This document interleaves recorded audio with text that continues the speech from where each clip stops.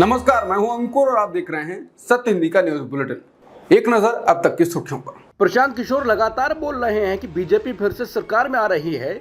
लोग कह रहे हैं कि प्रशांत किशोर भाजपा के पक्ष में दिख रहे हैं। इस पर पूर्व सांसद शाहिद सिद्दीकी ने कहा है कि किसी बड़े खेल की तैयारी है। प्रशांत किशोर का इस्तेमाल किसी भारी गड़बड़ को जायज ठहराने के लिए किया जा रहा है। कल जब नतीजे पब्लिक मूड के विपरीत आए तो कहा जा सके कि पीके ने पहले ही बता दिया था कोई शैतानी खेल होने वाला है। प्रशांत किशोर ने एक बार फिर कहा है कि मेरा मानना है कि आप किसी भी तरह से चुनाव का आकलन कर लें, ऐसा लग रहा है कि पीएम मोदी के नेतृत्व में एनडीए सरकार की वापसी देश में होने जा रही है। आंकड़ों को लेकर चर्चा हो सकती है, मत भिन्नता हो सकती है, लेकिन मोटे तौर पर करीब करीब ये बात दिख रही है। इस समय जो सरकार है उसे पिछले लोकसभा में जिस तरह के नंबर मिले, लगभग उन्हीं नंबर या उससे थोड़े बेहतर नंबर के साथ सरकार वापसी कर सकती है। इसके बाद ट्विटर पर लोग प्रशांत किशोर को लेकर सवाल उठा रहे हैं। कुछ लोग पूछ रहे हैं कि प्रशांत किशोर इतने इंटरव्यू क्यों दे रहे हैं, तो कुछ लोग बोल रहे हैं कि प्रशांत किशोर को बचे हुए चरणों के लिए माहौल बनाने के लिए तैनात किया गया है। सीएसडीएस के निदेशक संजय कुमार ने मोदी को चिंता देने वाली बात कही है। उन्होंने कहा है कि अब 400 और 370 की चर्चा खत्म हो चुकी है। अब सवाल है कि क्या बीजेपी 2019 का अपना प्रदर्शन दोहरा पाएगी या नहीं दोहरा पाएगी। इस पर भी चर्चा बनी हुई है, लेकिन मुझे लगता है कि ज्यादा चर्चा इस बात पर शुरू हो गई है कि क्या बीजेपी अपने दम पर बहुमत ला पाएगी, यानी 272 सीटें पार कर पाएगी या नहीं कर पाएगी। क्योंकि ऐसा अनुमान लगने लगा है कि अगर बहुमत आएगा तो बिल्कुल बॉर्डर लाइन यानी 272-74 ऐसा होगा, और ऐसा भी हो सकता है कि 5-7 सीटें बहुमत से नीचे चली जाएं। इससे पहले एक्सिस माई इंडिया के प्रदीप गुप्ता ने कहा था कि लड़ाई आखिरी ओवर तक होगी, चुनाव बहुत दिलचस्प हो गया है। योगेंद्र यादव ने कहा है कि 5वें चरण की 49 सीटों में से एनडीए को 15 सीटों का नुकसान हुआ है और सारे चरण के नुकसान को जोड़ लिया जाए तो 55 तक पहुंच गए हैं। और अगर आने वाले 2 चरणों में अगर 10-10, 12-12 सीटों का नुकसान होता है तो एनडीए कहीं जाकर के 75, 85 या 90 सीटों के नुकसान पर रुकेगा जाकर। अगर एनडीए को 75 सीटों का नुकसान होता है तो वो कहीं बहुमत से 2-5 सीट ऊपर खड़ा होगा, और अगर 85 सीटों का नुकसान होता है तो बहुमत के आंकड़े के 5 नीचे होगा। लेकिन मोटे तौर पर सरकार बनाने की गुंजाइश में रहेगा। और तीसरी संभावना ये है कि अगर उसको 100 सीटों का नुकसान होता है तो एनडीए मिला के 250 के करीब आता है, और तब पहली बार ये गुंजाइश बनती है कि इंडिया गठबंधन एनडीए से ऊपर चला जाए। योगेंद्र यादव ने कहा है कि महाराष्ट्र के आखिरी दौर पर बुरी तरह से पिट गई है बीजेपी और शिंदे की शिवसेना। दूसरी तरफ उत्तर प्रदेश में जैसे जैसे चुनाव पश्चिम से पूर्व की ओर बढ़ रहा है, सपा और कांग्रेस के पक्ष में लहर बन रही है। पहली बार सपा और कांग्रेस के पक्ष में आहट दिख रही है। और तीसरा, हरियाणा पूरी तरह से पलट गया है। आज की तारीख में कम से कम 6 सीटों पर कांग्रेस स्पष्ट जीत रही है और बाकियों में लड़ाई में है। करनाल जैसी सीट पर लड़ाई में हो रही है। फरीदाबाद हार चुकी है। उन्होंने कहा कि हर फेज के बाद एनडीए की हालत और पतली होती जा रही है। राहुल गांधी ने कहा है कि बस ड्राइवर, ट्रक ड्राइवर, ओला ड्राइवर, उबर ड्राइवर वाले किसी को मार देते हैं तो 10 साल की सजा होती है और चाबी निकालकर अलग फेंक दी जाती है। लेकिन अगर अमीर घर का 16 साल का बेटा गाड़ी को शराब पीकर चलाता है और 2 लोगों की हत्या कर देता है तो उससे कहा जाता है कि निबंध लिख दो। निबंध गरीब ड्राइवरों से क्यों नहीं लिखा जाता है। उन्होंने कहा कि नरेंद्र मोदी से पूछा गया कि 2 हिंदुस्तान बन रहे हैं, एक अरबपतियों का और एक गरीबों का, तो उनका जवाब आता है तो क्या सबको गरीब बना दूं। सवाल ये नहीं है, सवाल न्याय का है। अमीरों को, गरीबों को, दोनों को न्याय मिलना चाहिए। न्याय सबको एक जैसा होना चाहिए, इसीलिए हम लड़ रहे हैं। पीएम मोदी ने एक इंटरव्यू में ऐसा जवाब दिया है कि वायरल हो रहा है। उनसे जब सवाल पूछा गया कि विपक्ष कहते हैं कि आप विकास, आर्थिक विकास, बेरोजगारी और महंगाई पर बात नहीं करते हैं और वो ध्यान भटकाने के लिए हिंदू मुसलमान करते हैं। इसके बाद मोदी ने एंकर से कहा कि आप लोगों का काम है कि विपक्ष से काउंटर सवाल कीजिए। हिंदुस्तान आजाद था, सबसे ज्यादा महंगाई कब थी? श्रीमती इंदिरा गांधी जब देश पर राज कर रही थी तब सबसे ज्यादा महंगाई थी। दूसरा, उनसे पूछिए कि मनमोहन सिंह के समय कितनी महंगाई थी और मोदी के समय कितनी महंगाई है, तो आज हम सबसे नीचे हैं महंगाई की दर पर। इसके बाद लोग इस पर रिएक्ट कर रहे हैं। कुछ लोग कह रहे हैं कि विपक्ष से सवाल पूछने को कहकर फिर से ध्यान भटकाने की कोशिश कर रहे हैं। कांग्रेस नेता श्रीनिवास कहते हैं कि सवाल आप पर है। मोदी जी अपने आप को महापुरुष साबित करने के लिए 50 साल पीछे जा रहे हैं। मोदी जी, उस समय आपकी उम्र 18-20 साल रही होगी, तब आपकी उम्र 74 साल क्यों नहीं थी? लोकसभा चुनाव के 5 चरण पूरे हो चुके हैं। कांग्रेस, बीजेपी और सभी क्षेत्रीय दल छठे दौर के मतदान के लिए मैदान में हैं। एक तरफ बीजेपी का दावा है कि वो एक बार फिर सत्ता में काबिज होंगे और उन्हें 400 से ज्यादा सीटें मिलेंगी, तो वहीं इंडिया गठबंधन का कहना है इस बार बीजेपी सत्ता से बाहर हो रही है। पिछले चुनाव में भी ऐसे दावे किए गए थे और दोनों दलों के कई प्रत्याशी बहुत सीटों पर नजदीकी मुकाबलों में रहे थे। जिन सीटों पर पिछले चुनाव में 10,000 से कम वोटों के अंतर से जीत हार तय हुई थी, ऐसी सीटों में कई महत्वपूर्ण हॉट सीटें शामिल हैं। जिन सीटों पर जीत का अंतर सबसे कम रहा था, उनमें मछली शहर सीट सबसे ऊपर आती है, जहां बीजेपी के भोलानाथ ने बसपा के त्रिभुवन राम को मात्र 181 वोटों के अंतर से हरा दिया था। लक्षद्वीप सीट से एनसीपी के मोहम्मद फैजल ने कांग्रेस के हमदुल्ला सईद को 824 वोटों से हरा दिया था। काफी कम मार्जिन से हार जीत तय करने वाली सीटों में रोहतक, अनंतनाग, औरंगाबाद, मेरठ, मिजोरम, मुजफ्फरनगर, खूंटी आदि सीटों को देखा जा सकता है। मुजफ्फरनगर लोकसभा में बीजेपी के संजीव बालियान ने आरएलडी के अजीत सिंह को 6,526 वोटों से हरा दिया था। खूंटी लोकसभा से बीजेपी के बड़े नेता अर्जुन मुंडा ने कालीचरण मुंडा को 1445 वोटों से हराया था। करीबी मुकाबलों में जीतने वालों में एनडीए के उम्मीदवारों की तादाद ज्यादा थी। 30 में से 15 सीटों पर एनडीए के उम्मीदवार जीत कर आए थे। पंजाब की सभी 13 लोकसभा सीटों पर 7वें चरण में वोट डाले जाएंगे।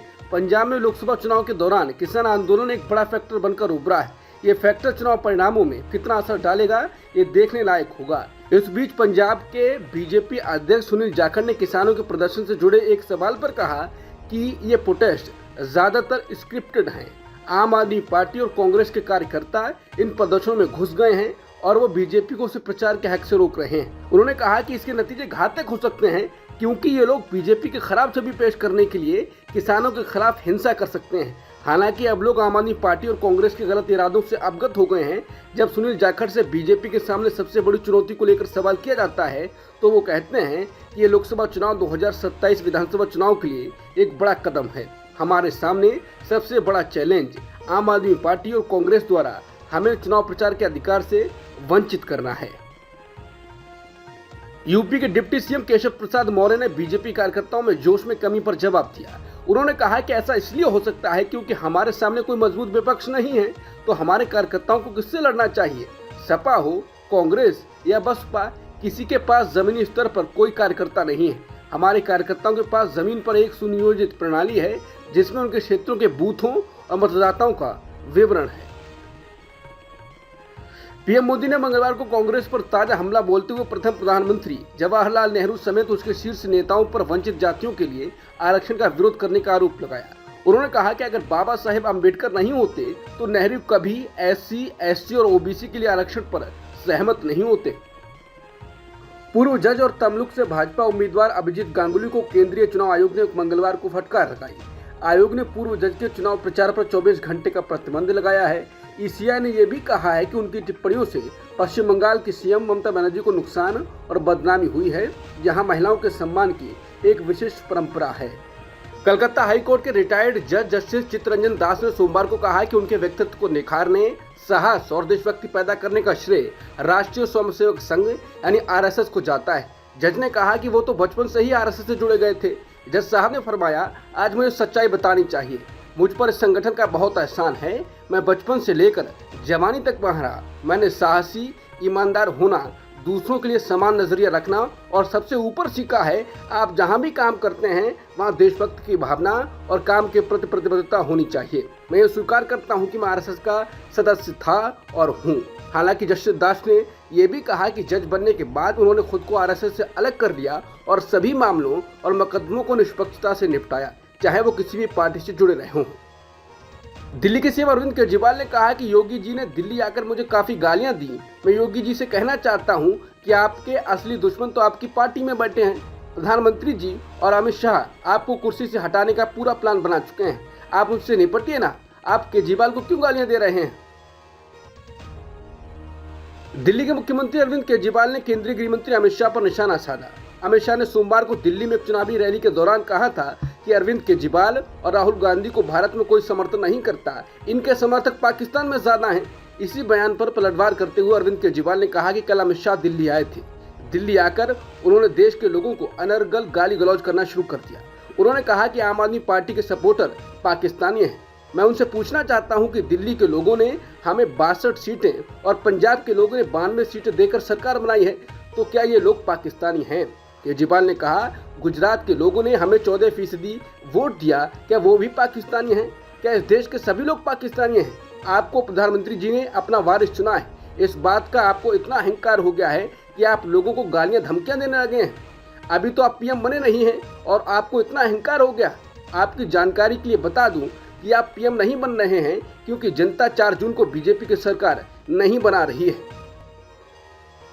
हजारीबाग संसदीय सीट के लिए 20 मई को हुई वोटिंग के दौरान वोट नहीं डालने और बीजेपी के प्रत्याशी को मदद नहीं करने की वजह से बीजेपी ने पूर्व केंद्रीय मंत्री जयंत सिन्हा को कारण बताओ नोटिस जारी किया है। झारखंड बीजेपी के महामंत्री और राज्यसभा सांसद आदित्य साहू ने इससे संबंधित पत्र भेजकर जयंत सिन्हा से 2 दिनों के अंदर स्पष्टीकरण देने के लिए कहा है। सांसद आदित्य साहू ने पत्र में लिखा है, लोकसभा चुनाव 2024 में जब से हजारीबाग लोकसभा सीट से पार्टी द्वारा मनीष जायसवाल जी को प्रत्याशी घोषित किया गया है, तब से आप ना तो चुनाव प्रचार प्रसार और ना ही संगठनात्मक कार्य में रुचि ले रहे हैं। इसके बावजूद लोकतंत्र के इस महापर्व में आपने अपने मताधिकार का प्रयोग करना भी उचित नहीं समझा। आपके द्वारा बरते गए इस रवैये से पार्टी की छवि धूमिल हुई है। बीजेपी नेता और ओडिशा के पुरी से बीजेपी के लोकसभा प्रत्याशी समित पात्रा की टिप्पणी के बाद ओडिशा के मुख्यमंत्री ने प्रतिक्रिया दी है। समित पात्रा का एक वीडियो वायरल हुआ जिसमें वो भगवान जगन्नाथ को पीएम मोदी का भक्त बता रहे हैं। हालांकि आलोचना के बाद समित पात्रा ने इसे अपनी भूल बताया है और माफी मांगी है।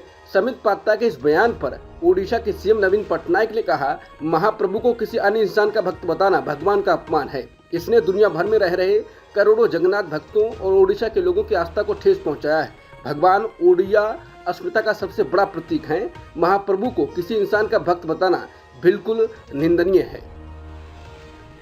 मंगलवार को बिहार के मोतिहारी में एक रैली को संबोधित करते हुए मोदी ने कहा कि 21वीं सदी का भारत इंडिया ब्लॉक के पापों के साथ आगे नहीं बढ़ सकता। उन्होंने कहा कि पूरी दुनिया देखेगी कि इस चुनाव में लोगों ने इंडिया ब्लॉक को कैसे परास्त किया है। उन्होंने आरोप लगाया कि कांग्रेस ने महात्मा गांधी की विचारधारा को भुला दिया और एक परिवार को बढ़ावा देने में सभी प्रयास किए और भारत के 60 साल बर्बाद कर दिए। पीएम मोदी ने कहा है कि कांग्रेस और आरजेडी ने आपको सिर्फ और सिर्फ तरसा कर रखा।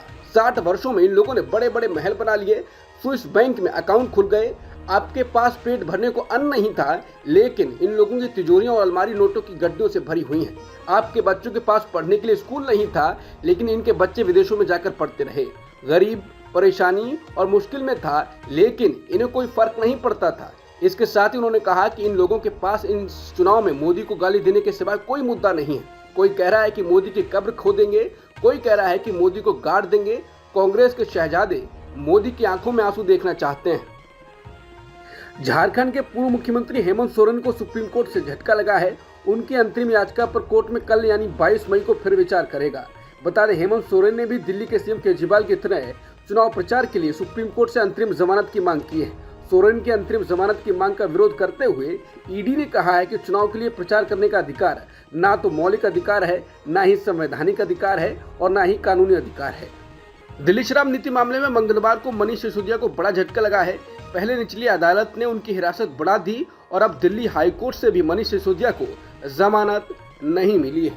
दिल्ली की राउज एवेन्यू कोर्ट ने आम आदमी पार्टी के नेता मनीष सिसोदिया की न्यायिक हिरासत 31 मई तक बढ़ा दी है। दिल्ली शराब नीति मामले में मनीष सिसोदिया फरवरी 2023 से न्यायिक हिरासत में है। दिल्ली की अदालत ने मंगलवार को भारतीय कुश्ती महासंघ के पूर्व प्रमुख ब्रजभूषण शरण सिंह के खिलाफ महिला पहलवानों द्वारा दायर एक आपराधिक मामले में यौन उत्पीड़न, धमकी और महिलाओं की गरिमा को ठेस पहुंचाने के आरोप तय किए हैं। ब्रजभूषण ने कहा है, इसका कोई सवाल ही नहीं, गलती किए ही नहीं है और वे इस मामले में ट्रायल का सामना करने को तैयार हैं। दिल्ली की सत्ताधारी पार्टी आम आदमी पार्टी आए दिन नए विवादों में घिरती जा रही है। इस मुद्दे पर अब दिल्ली के उपराज्यपाल डॉक्टर वीके सक्सेना ने भी स्वाति मालीवाल से फोन पर बातचीत की और सीएम आवास में हुए इस घटनाक्रम पर नाराजगी जताई। दरअसल दिल्ली के उपराज्यपाल वीके सक्सेना ने आप सांसद स्वाति मालीवाल से फोन पर बातचीत की थी, जिसके बाद अब उनका बयान सामने आया है। उन्होंने इस घटना पर रोष जाहिर करते हुए कहा, इस तरह की घटनाओं से पूरी दुनिया में भारत की छवि धूमिल होती है। उन्होंने कहा कि सोमवार को मालीवाल ने उन्हें फोन किया और अपने दर्दनाक एक्सपीरियंस शेयर किए। उपराज्यपाल ने कहा कि मुझे ये बात और परेशान करती है कि उनके साथ बदसलूकी मुख्यमंत्री के ड्राइंग रूम में हुई, जबकि सीएम केजरीवाल घर में मौजूद थे। अरविंद केजरीवाल के करीबी वैभव कुमार पर मारपीट का आरोप लगाने के बाद राज्यसभा सांसद स्वाति मालीवाल ने पार्टी के नेताओं पर झूठ फैलाने का आरोप लगाया है। आम आदमी पार्टी ने कहा है कि स्वाति मालीवाल ने बीजेपी के इशारे पर वैभव कुमार पर आरोप लगाया है। आम आदमी पार्टी का यह भी कहना है कि स्वाति मालीवाल पर भ्रष्टाचार से जुड़े मामले में मुकदमा दर्ज हुआ है और इसी कारण वो बीजेपी के षड्यंत्र का चेहरा बनी है। इन आरोपों पर स्वाति मालीवाल ने अब जवाब दिया है। उन्होंने एक्स पर लिखा है, कल से दिल्ली के मंत्री झूठ फैला रहे हैं कि मुझ पे भ्रष्टाचार की एफआईआर हुई है, इसलिए बीजेपी के इशारे पर मैंने ये सब किया है। उन्होंने कहा यह एफआईआर 8 साल पहले 2016 में हो चुकी थी, जिसके बाद मुझे सीएम और एलजी दोनों ने 2 बार और महिला आयोग की अध्यक्ष नियुक्त किया। केस पूरी तरह फर्जी है, जिस पर 1.5 साल से माननीय हाईकोर्ट ने स्टे लगाया हुआ है, जिन्होंने माना कि पैसे का कोई लेन देन नहीं हुआ है। स्वाति मालीवाल ने कहा है कि वो हर झूठ के लिए कोर्ट जाएंगे।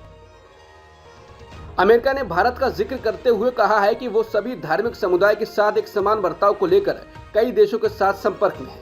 अमेरिका के विदेश मंत्रालय के प्रवक्ता मैथ्यू मिलर ने हाल ही में न्यूयॉर्क टाइम्स में पीएम मोदी के कार्यकाल के दौरान भारतीय मुस्लिमों को लेकर छपी एक कहानी से जुड़े सवाल पर जवाब दे रहे थे। इस रिपोर्ट में ये दावा किया गया है कि भारत में मुस्लिम समुदाय के लोग अपने बच्चों और परिवार का अनिश्चितता और भय के माहौल में पालन पोषण कर रहे हैं। इजरायल के प्रधानमंत्री बिन्यामिन नेतन्याहू को बड़ा झटका लगा है।